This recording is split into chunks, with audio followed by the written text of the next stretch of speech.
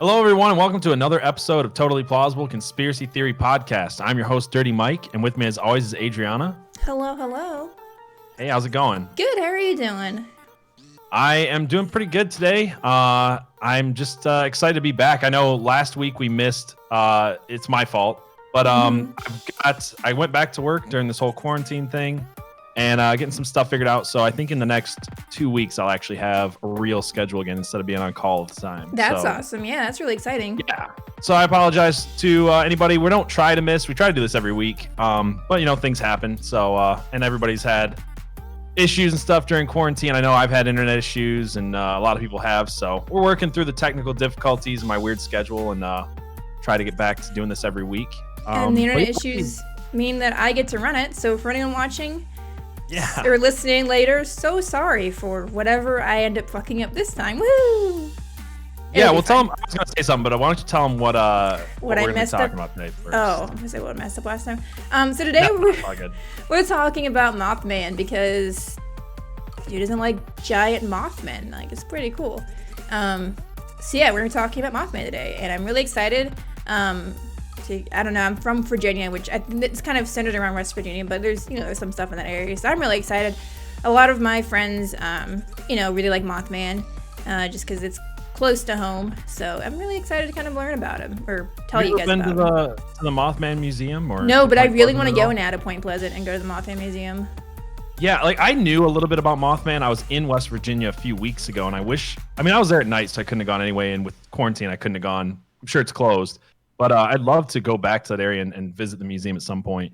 I was going to say a second ago that it's funny that we're having internet issues. I'm having internet issues again because it feels like every time we do a cryptid episode, there's always an issue. And I know that, but what's funny about the Mothman to me is it's not, I thought of it as a cryptid when we first started doing the research, and I knew like this much about it.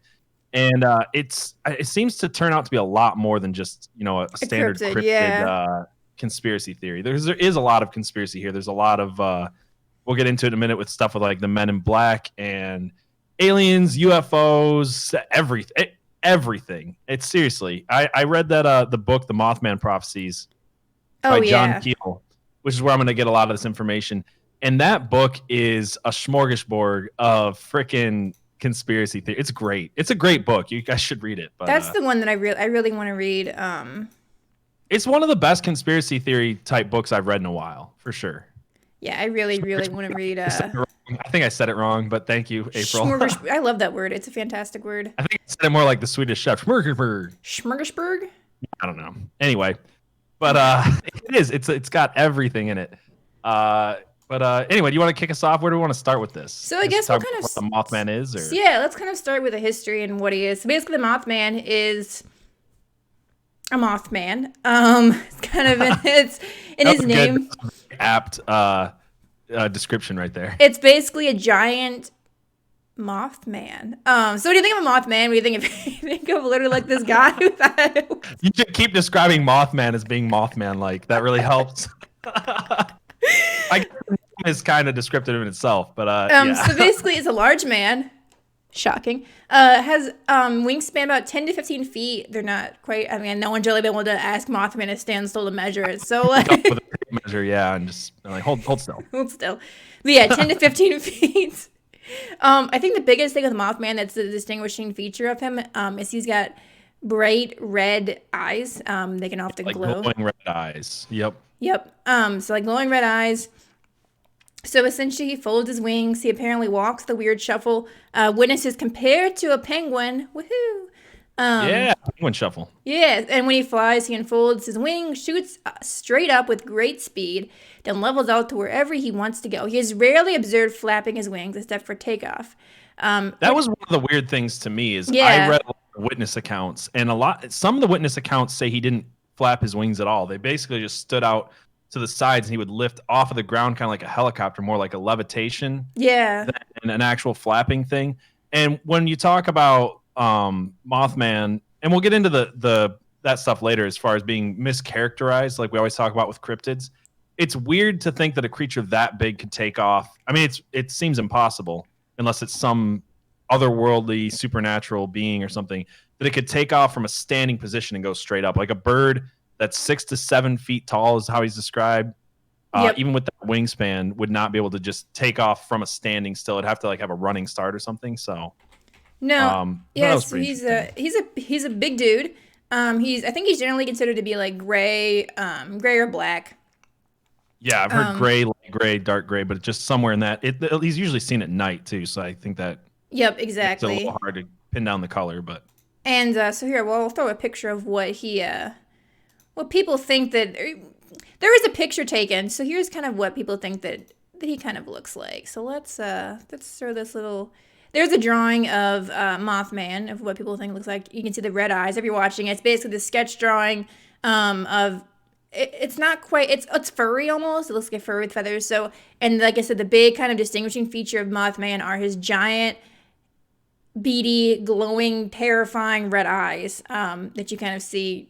That's like the big striking point of that picture. So yeah, that's a drawing of what people think Mothman looks like. So for anyone watching, there's our good old pal, our little buddy. Yeah, there's some other weird things that people claim to happen around Mothman. One of the things that people say is that within the proximity of Mothman, it causes things like confusion, extreme fear, psychological distress that can last for months and lead to it can lead to death or insanity. Some people say.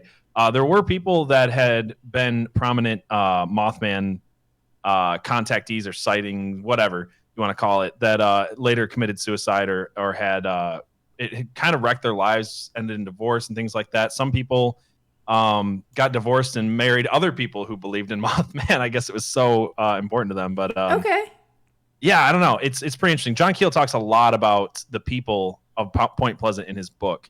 And I want to get into what the time frame of Mothman and stuff like that, but I keep mentioning John Keel, so I feel like I should say a little something about him. Yeah, start with John Keel. So John Keel was a paranormal researcher and author. He's the one who wrote the book, The Mothman Prophecies. Obviously there's a movie based off the book. The movie's interesting, but it's not. It's own different. Thing. Yeah, the book extremely well. It's not made to be. It's more of it's made to be more fictional. Yep. But he started studying West Virginia as a microcosm for UFO activity. He talks about this in an interview I saw where he's like, during the 60s, because this happened in 66, 67, all the stuff that we're going to be talking about mostly.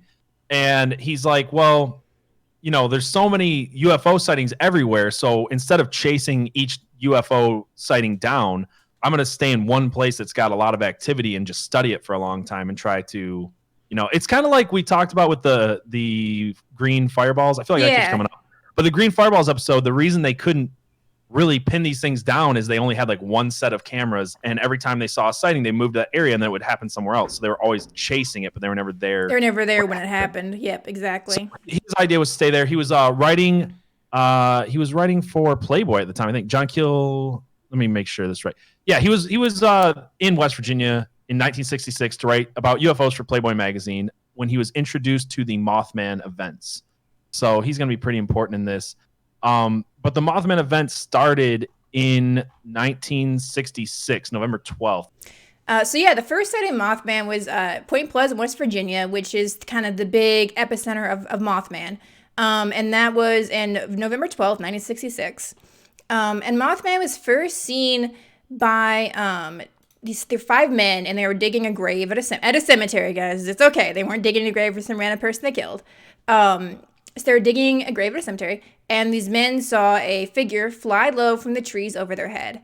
So basically, they saw this Mothman figure, and they saw him, fly right over their head. And that was kind of considered the first sighting of this. I believe it was 13-month long. It went from November of 1966 to December of 1967. I've seen some people leave this sighting out. I think they do it for a reason, because the next sighting takes place 3 days later. So what they're saying is it was exactly 13 months, which would have been November 15th to December 15th of 67. Yep. Or 66 to 67.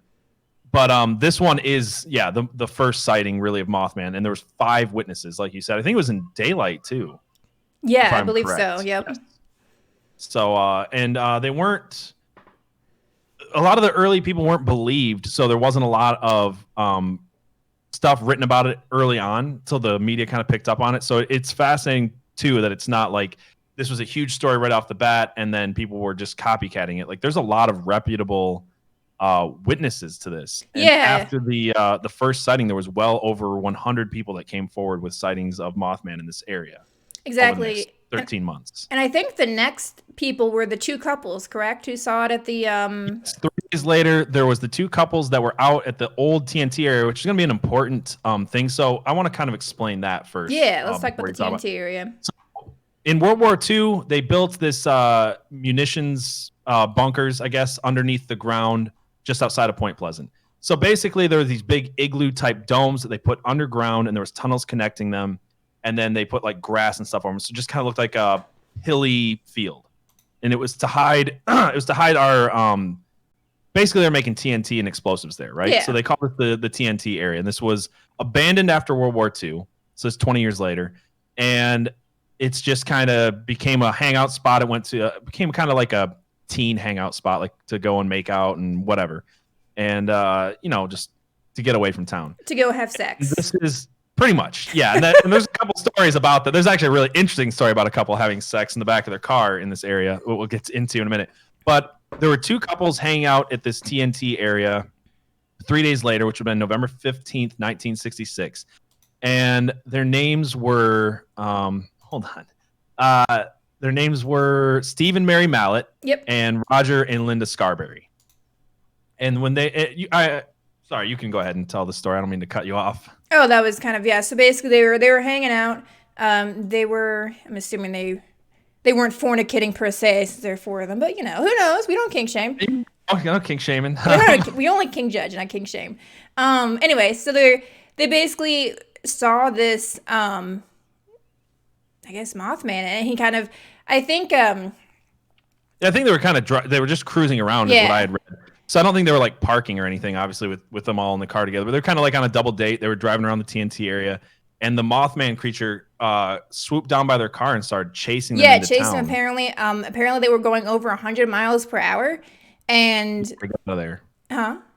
Yeah, to get out of there. I was also going to add that this place wasn't just used as like a makeout spot. It was also there was like these old roads that were back there, these like really straight roads. So they used it a lot for like drag racing and stuff like that. So, that could have been stuff they were doing, but they were taking these roads upwards of 100 miles an hour, according to all 4 witnesses. Yeah, to get out, and he was keeping up with them. Yeah, and Mothman was keeping up with them. Mothman was, not having any issue staying and keeping up with them, which is pretty terrifying, honestly. Like the fact that something could go and fly that fast. I mean, I guess birds go fairly fast. I don't know what the fastest bird is, honestly. It's like a sandhill crane, which is what a lot of people are trying to say that this could be, which I don't buy into because I've seen plenty of those things.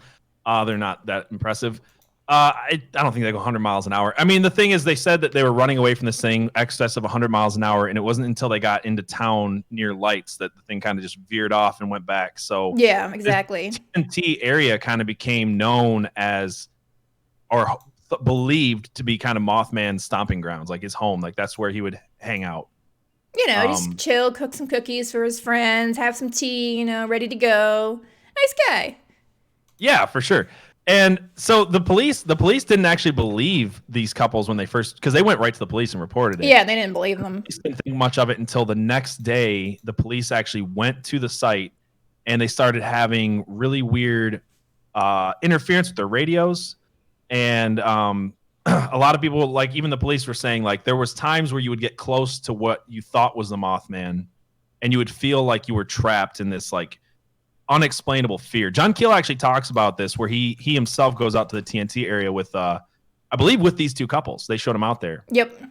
And they all saw something and heard things. There's a lot of weird things about like noises, radio interference, TV, phones we're going to get into. But they went out there, and John Keel goes into one of these bunkers, and people said they saw something running out of the bunker. They thought it was him, and it wasn't him.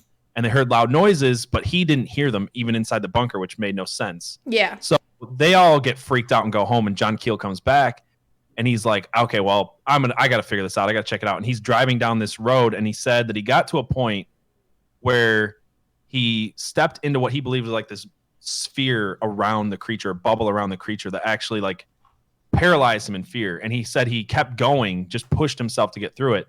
And when he got to the other side, it lessened up.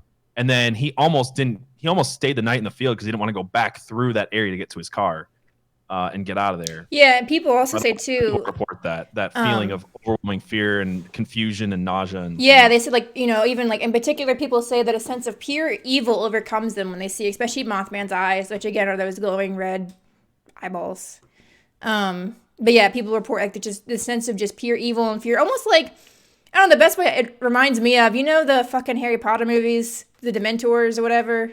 Yeah, okay. That's almost kind of what like I think of when I hear about what people describe when they are just, you know, hanging around Mothman. Yeah. Well, it's interesting to me because John Keel has this kind of grand unified theory of conspiracy that I want to talk about a little bit. But one of the things that's funny, I almost mentioned this a few weeks ago when we were talking about Bigfoot. And because I've met people who have claimed to see Bigfoot personally, and they've told me that, you know, besides the stench, which we always talk about with Bigfoot, is that overwhelming stench, is this absolute fear that envelops you when he gets close. You know what I mean? I've heard that from people. And I don't know, like John Keel's whole thing about this is he doesn't really believe in aliens. He doesn't believe in angels and demons and religion and stuff like that. So, well, I'll just read this little quote I have here. It says, John Keel tried to find a theory that explained all paranormal phenomena, from the messages he received from psychics to his own experiences with the Men in Black. He did not believe in extraterrestrials or angels or religion. He did not believe that the dead communicated with us through ghosts. He believed in parallel universes that intersect ours and the whole super spectrum of information that we can't comprehend and continually misinterpret.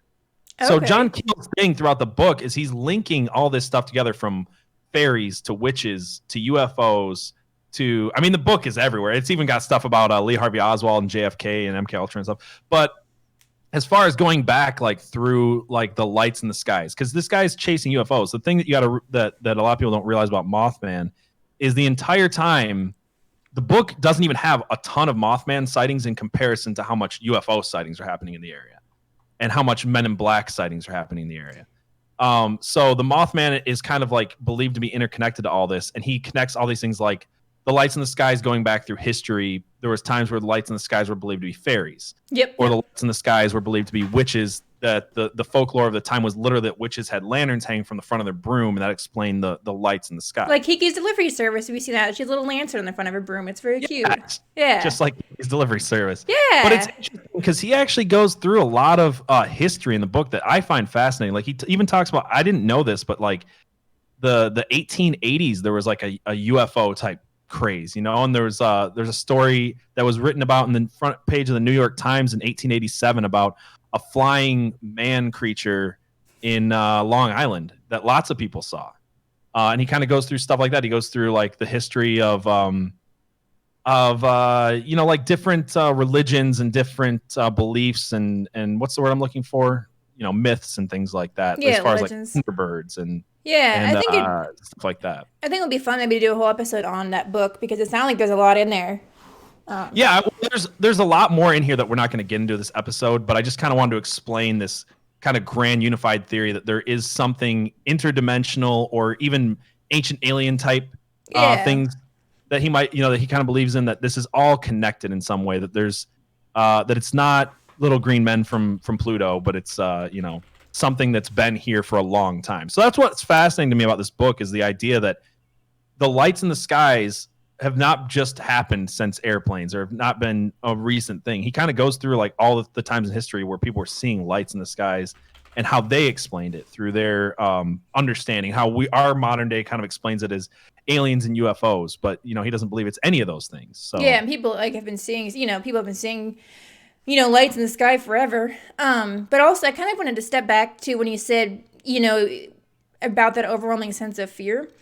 That's always really interesting to me because I feel like as a species, we are always considered the top of the food chain. Like there's not, as far as we're aware, there's nothing out there that really hunts us like on a regular basis. Yeah, for sure. However, you know, there are definitely animals out there that we know of that can kill us. But like, I feel like I've definitely, you know, been in a situation where you just kind of get an overwhelming sense of fear and like, you know, something's out there. Like, we can pick up on a lot that we don't, I guess, consciously register. That we've kind of like gotten not used to being in nature and being like we kind of lost our sense of what we can sense around us. Because I feel like I've been in the woods before and been near creatures that were big and scary, and you do feel an overwhelming sense of fear. Yeah. Oh, absolutely. Because I mean, like, a tiger can fucking kill you, you know? Yeah. So it's kind of I feel like we're sort of not. I guess we are kind of out of touch, and so when we get that, it's a very abnormal feeling for us. Like, and like the only time I've really gotten is I was outside once, and I was in the suburbs, but there was just something wrong with whatever outside. There was something wrong and something there that shouldn't have been there. I don't know what it was, but it is overwhelming sense of just complete dread and fear. And like I was obviously picking up on something subconsciously that was there, or some change in the atmosphere, or whatever it might have been. But like I couldn't consciously pinpoint anything that I saw or whatever. But you definitely kind of get that overwhelming sense of fear. That's what's so interesting about this stuff too. Is like I think that the world is obviously much more mysterious. I'm more of a believer in supernatural type stuff than I am that little green men flew here from a distant planet. Yeah. For a lot of reasons, but I found it fascinating because I feel like there is weird things that we can't explain that are, I don't know. It's like, I don't know if supernatural is the right word just because we can't explain it with science and stuff like that. But there is things out there, like there are senses that we have that we aren't fully tapped into, I feel like. Oh, absolutely. Ways. I think so too. We have a lot of just, I think, senses that we aren't aware of. Like whether it's he believes like parallel universes or whatever, but it's something. And I don't know, the book is super good. It's a really chilling book at times too. Some of the encounters, he even has an affidavit for one of his encounters where he had another witness like sign something, being like, no, this really did happen. I was there.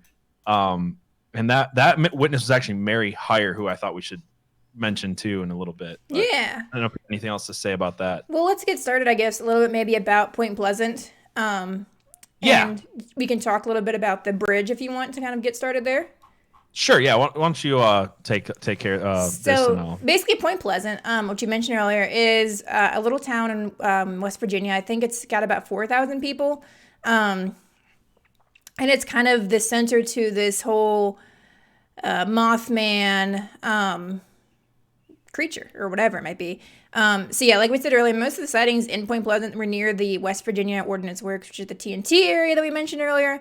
And so basically these sightings were over a course of 13 months about. And people would essentially these sightings culminated, I don't want to say culminated, but they completely stopped after the Silver Bridge collapse. So the Silver Bridge was this bridge that connected Point Pleasant, West Virginia, which is the main town, which actually now has a Mothman Festival and Museum, which I really want to go to. Like, it started in 2002, actually. Yeah, I really want to go. It looks super September. fun. So I think we should all go to this museum and the festival. Let's fucking go. Let's do it. But yeah, so basically this bridge collapsed. The bridge connected West Virginia to Gallipolis. Gallipolis, Ohio. Connected to the Galapagos Islands. Wrong too. It connects it to the Galapagos. Gallipolis, Ohio. Is how it's pronounced. Woo! Yeah, it's all good. We tried. Yeah, connected to Gallipolis, Ohio. And so things were happening in Gallipolis, Ohio, and surrounding areas as well. Point Pleasant is like obviously the epicenter, kind of center of it. But yeah, there was, and I think that part of it has to do with the newspaper writer I was talking about, Mary Hyre, who worked with John Keel and wrote about this stuff in the Athens Messenger. So, but keep going. But yeah, so basically on December 15, 1967, it collapsed. The official cause of collapse was due to a failure of an eye bar. I think it also had a lot more traffic on it than intended, or than it was really supposed to hold, I guess. I do want to point something out about that real quick, because we're going to end up talking about the weird electrical interference. So we said a little bit with the radios. There's a lot of weird stuff there. But what happened that day, from what I was reading, is that the traffic lights were malfunctioning. Yep. And I've read this in a lot of places. The traffic lights were malfunctioning, and because of that, it actually overloaded the bridge, which already had a bad eye bar on the Ohio side of the bridge. Yeah. So it is funny to think, like, you know, with all this UFO and Mothman activity in the area that was believed to be causing all the electrical interference and weird paranormal phenomena, that is something that actually kind of led to that bridge collapsing that day. Was the lights malfunctioning and too many people being on the bridge at one time. Yeah, and so it's funny because the movie it's a movie, but yeah, in the movie they actually showed the scene where the lights were malfunctioning. There was cars lined up on the bridge and collapsed because it was too heavy.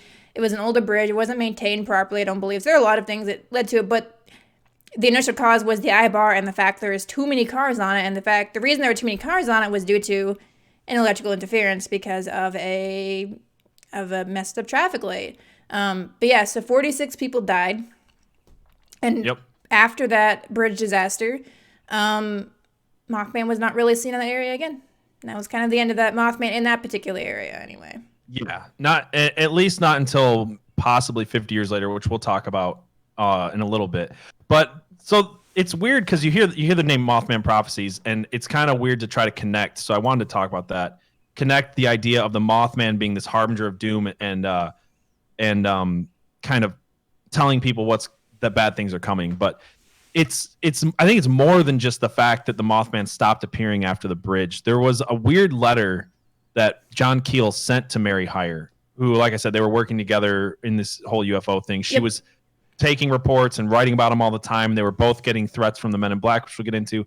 But he wrote a letter to her that said this. This was 6 weeks before the collapse of the bridge. It said, "Mary, I have a good reason for suspecting that there may soon be a disaster in the Point Pleasant area, which will not seem to be related to the UFO mystery.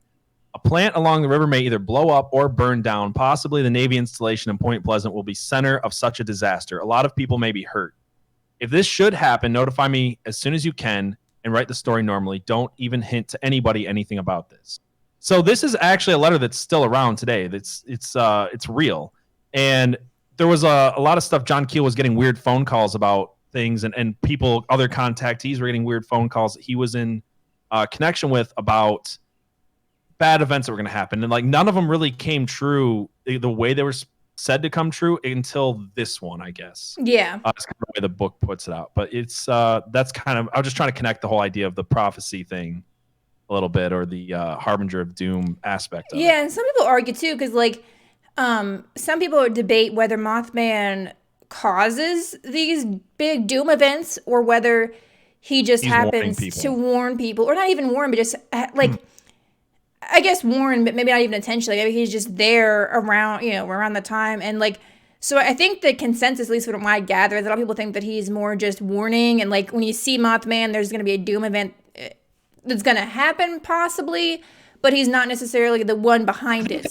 I think that's what a lot of people believe too. Like there was some people saying that there was a flash above the bridge before it went down, but then other people point out that it was because the cables snapped, and that actually makes sense. Yeah. But I think most people think that he's not like see, the thing is, nobody's really been attacked by Mothman. There's one story that I could tell where somebody thinks their dog might have been killed by Mothman, but other than that, even people like was it the two couples we talked about in the beginning said that they thought, after a while, they're like, I don't think Mothman is really trying to hurt us. I think he's trying to communicate. And this is what a lot of the people believed about Mothman. And on top of that, there was other stories of Mothman in other parts of the country. And I won't get into a lot of them right now, but one of them was about these guys who were in a mine shaft, like a coal mine. Yeah. And they saw Mothman and came outside, and it screeched at them. And instead of running back into the cave or into the mine or whatever, they were trying to like see where it was going.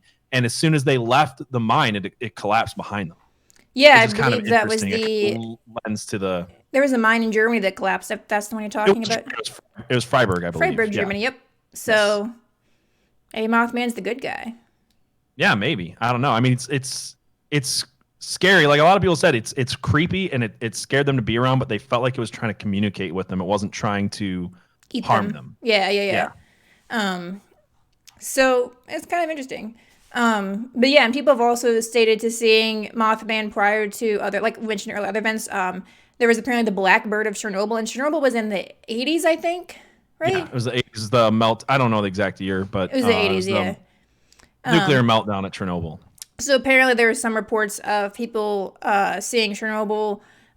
They called it the Black Bird of Chernobyl prior to the meltdown. They saw a large, dark, headless creature with gigantic wings and red eyes. Those who saw apparently nightmares also received threatening phone calls. That's kind of a similar pattern that we see with the people back in the 60s in Point Pleasant receiving threatening phone calls. And also apparently in 1986. Thank you, someone in chat. Okay, mentioned I was 86. thinking it was 86, but I wasn't sure. There's also apparently in 2009, if you guys remember the swine flu pandemic. I don't know, epidemic. I don't know. That happened anyway. Apparently, in residents in La Junta in Chihuahua began seeing Mothman. Apparently, one student was even reported being chased by him for 15 minutes. And then actually, right around that time, the swine flu began in that area. And as you know, the swine flu was pretty. It was kids. It was pretty bad, so it spread around. So people reported seeing him there. He was also reported apparently seen before 9/11, before a bridge collapsed in Minnesota. So he's been reported to have been seen before a lot of disasters. So it's kind of interesting. Yeah, and you said the thing about the swine flu. I don't remember what I had seen about the swine flu, but there's something about the pigs, I think, being attacked or drained of blood, which is funny because there was other stories in the Point Pleasant area of people's cows being completely drained of blood in certain organs, like the type of organs people would throw away. And police investigated and found no traces of blood even in the snow, which is fascinating because it sounds impossible. It sounds like it couldn't be true. But it was just a few months ago that I was reading on, I don't know, it was the New York Times, but I definitely saw it on NPR's website about cows somewhere out west. Yeah. Just last year, I think, that were completely drained of blood. Well, we talked about that with the Chupacabra episode. Yeah, but it's just so crazy that that's like possible, and that it's not just like just like what were you thinking, like tabloid journalism? Like this is real things that have been happening. Reports of this type of activity of animals being surgically cut and drained of blood without any drops on the ground, like that's really weird. Like I can't think of any normal, like I don't know how that would even happen, you know? Well, they explained it. It's something that does happen. Yeah, they explained the Chupacabra episode. The way that it worked was like if you see an animal, like you give the cow on the ground, and you slice its neck open, there's not even any blood. So the blood starts to pool in the bottom of the animal. So like if you slice its neck and no blood comes out, you're not going to keep slicing per se. No, but I'm talking about animals that have no organs or blood in their bodies. I'll give you that. Like that's weird. That's a little weird. Yeah, like deflated animals. You know what I mean? Like in Kung Pao when he milks Moon Yu till it just becomes this deflated cow. What a goddamn fucking amazing ass movie! It is. I'm bleeding, making me the victor. So that was a work of art. I feel like there's a lot of UFO stuff and a lot of Men in Black stuff. There's so much here that I think we're going to do more episodes on this in the future, or at least aspects of it. There's a whole Italian like hippie UFO cult that I would love to talk about, but it's a whole own episode. And Men in Black as well. I feel like we should touch on Men in Black, but I think we could definitely do more Men in Black stuff. So there's a lot I get to. So I feel like maybe let's start with the electrical interference stuff, because I feel like that leads into the Men in Black stuff.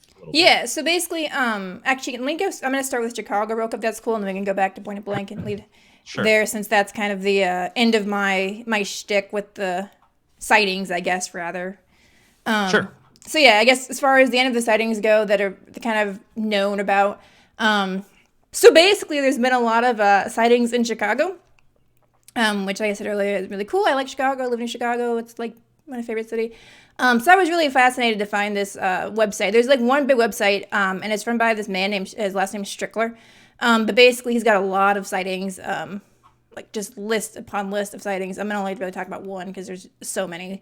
But there's 55 reported sightings of Mothman in 2017. There were sightings as early as like 2011. Most people would see Mothman or this entity in flight. Some said it was peering in windows, dropping onto hoods of cars, which is it seems like Mothman kind of enjoys playing with cars, maybe, which is kind of cute, actually. So basically, according to Strickler, who again kind of runs this paranormal website, it's pretty interesting. These Chicago sightings are unlike anything he's seen in his decades, investigating alleged flying humanoid sightings. That's kind of cool. The group sightings is historical and cryptozoology terms. For one, it's happening in an urban area. So that's pretty, that's interesting that a lot of these sightings before, like Point Pleasant's not really urban. It's like 4,000 people. But, like Chicago is a big metropolitan area, and like there's been sightings in, on like the Willis Tower. He believes there are at least 3 flying humanoids around Chicago due to the varied locations, the concentration of sightings in certain neighborhoods, and the small differences in the eyewitness testimonies. So I'm going to show you guys a picture of someone in Chicago who's in like a Chicago suburb. There's a apparently like a touristy gift shop thing. So he was taking this picture of here we go, of this guy. As you can kind of see, like there's just this big guy standing on. There's basically a picture of this big. It's a tourist gift shop. So this big guy standing on top of it, and there is in the left corner you can see this like. This is actually even zoomed in more from the original picture, but you can see this like flying thing. If we zoom in a little bit more, you can see there's like this big bat-looking creature, and this is in Chicago. So I don't know. It's kind of interesting.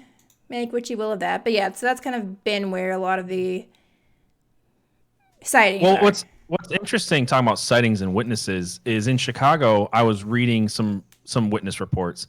And there were people who were like, man, I saw this thing and it was a giant man. Like you could see the man type legs dangling from it. Right. Oh, yeah. And which is what all the people in West Virginia were saying, by the way, too. Like when you say they were confusing it with a sandhill crane, like the legs on a sandhill crane are like pencil thin. So I mean, if they're really like pointing out that the reason it looks like a man is because of the legs, the giant, legs hanging from it.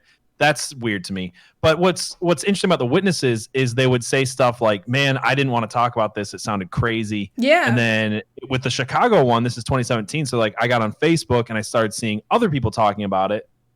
And it made me feel comfortable to kind of come forward and talk about my story experience. as well. Exactly. Yeah.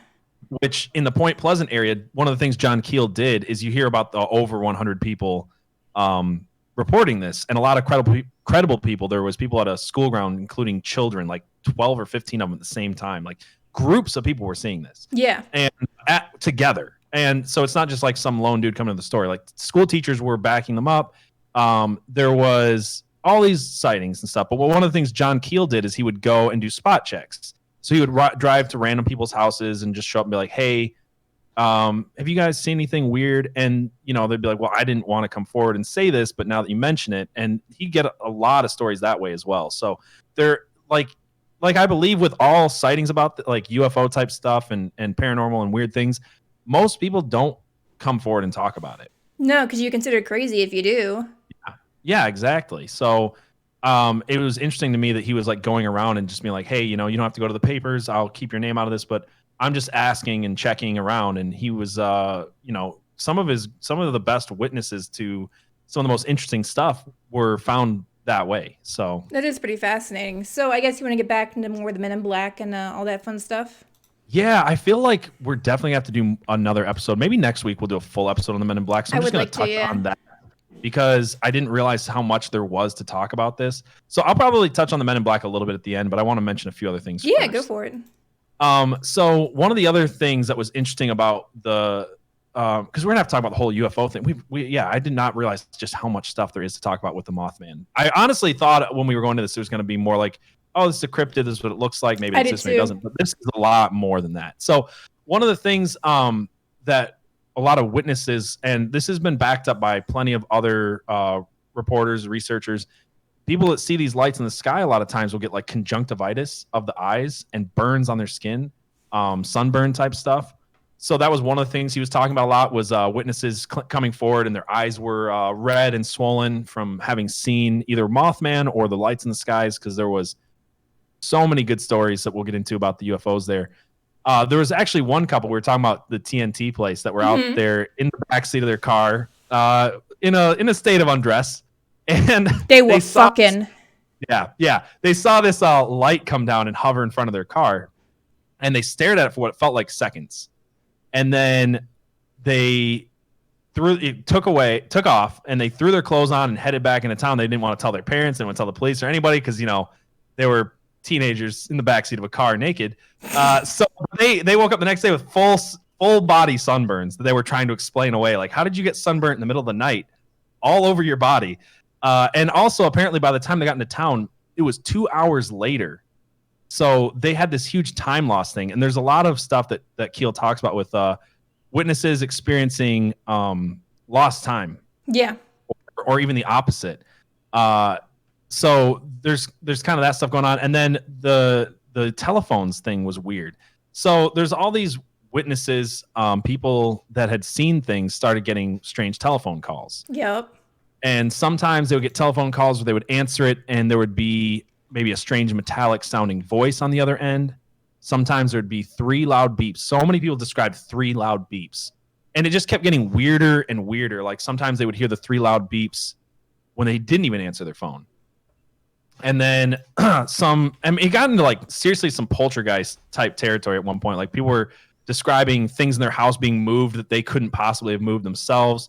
And people like John Keel and Mary Hyre went and tried to like move these big bookcases, and they're like, I couldn't move it, but it like moved on its own. Yeah. And then strange lights, things moving around the apartment, disappearing and then reappearing in random places. Some real poltergeist type stuff. And there's do we want to talk about the Grinning Man? Because I wanted to bring something up about this Grinning Man thing. We'll get into it in a second. But yeah, when I was talking about this book having links to everything that we've ever talked about, it really does. Like, it's got the sleep paralysis demon thing in it, pretty much. Don't do that to me. No. What was the one you talked about on our sleep paralysis episode? The bowler guy, the hat, the guy with the bowler hat.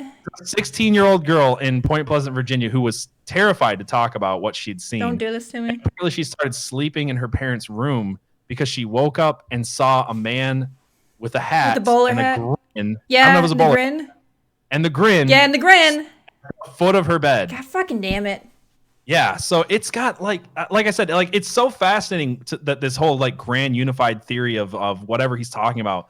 The fact that he's able to link so much of this stuff together, happening in one area at one time, is pretty fascinating. It's the fucking Grin Man.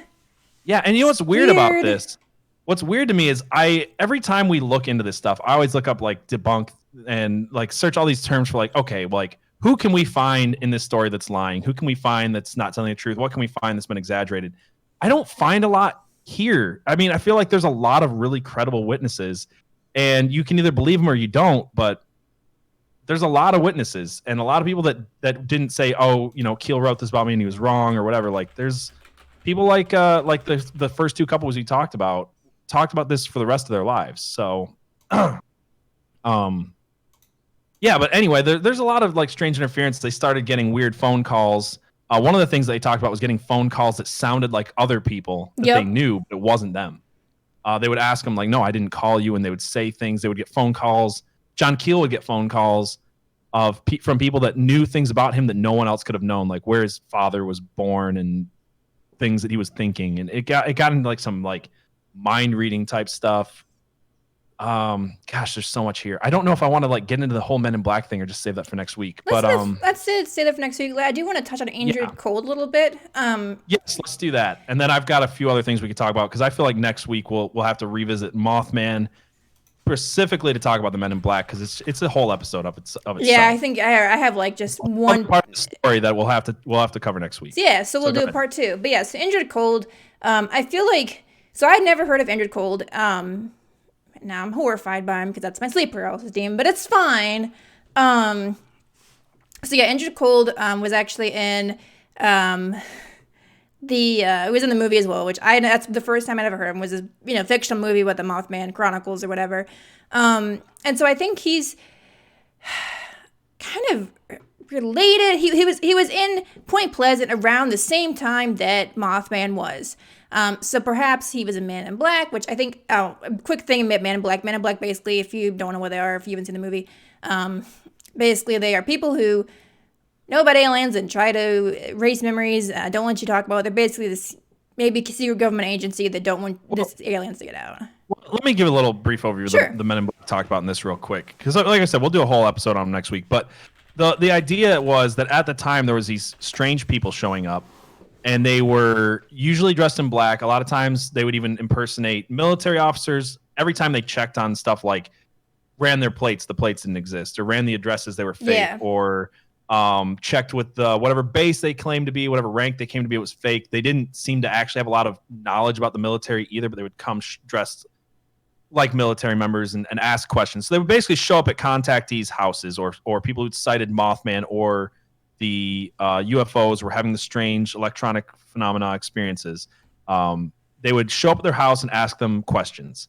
And a lot of times they would tell them to be quiet. Mary Hyre herself said that she was visited many times in her office by these people who said, well, you better stop talking about UFOs. You better stop if what would you do if someone came in here and threatened you, and they were asking weird questions. But the thing is, at least all the people, at least in this book, said, and I'm going to do some more research on other Men in Black sightings, was that they were darker, like more of an olive skin color. They had sharp, pointy features. They wore really thick-soled shoes for some reason, and they usually had like kind of shaggy black hair, which didn't make sense if they were military members. Too long of hair for a military haircut. And they would just show up and threaten and try to cover up whatever was going on. And they were believed by a lot of people to be, either aliens or other dimensional beings themselves because of their weird features. Some of them did some weird things, like ate handfuls of salt. Okay, well, don't call me out like that. All right, I like salt. Need that sodium. But that's a little bit about the Men in Black. We'll get more into that. But talk about the Smiling Man. Talk about Indrid Cold. Yeah, so Indrid Cold, again, I first heard from this movie. Indrid Cold, he was in Point Pleasant around the same time as Mothman. So the first sighting with Indrid Cold was actually November 2nd, 1966, which was about 2 weeks before the first Mothman sighting. And so this man named Woodrow Derenberger. Woodrow Derenberger. Yeah, Derenberger. He was in Parksburg, West Virginia. Yep. Right. Yeah, he lived in Mineral Wells, West Virginia. And it was Wednesday, November 2nd, 1966. He was going. He's actually going home. He was in Parksburg on Route 77. He was a salesman. So basically, apparently saw this flying metallic cigar-shaped craft up behind him, apparently.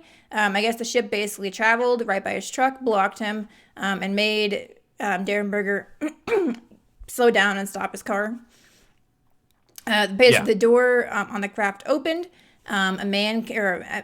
What looked like a man came out. He was 35 years old, olive complexion, dark brown hair, and wearing a glossy metallic dark blue coat. The man spoke to Woodrow telepathically. His mouth did not move. Instead, he had a fixed smile on his face. The man looked into the truck's window without saying something along the lines of, "Roll down your window, I want to talk to you." During their communication, the man called himself Indrid Cold. He was frightened.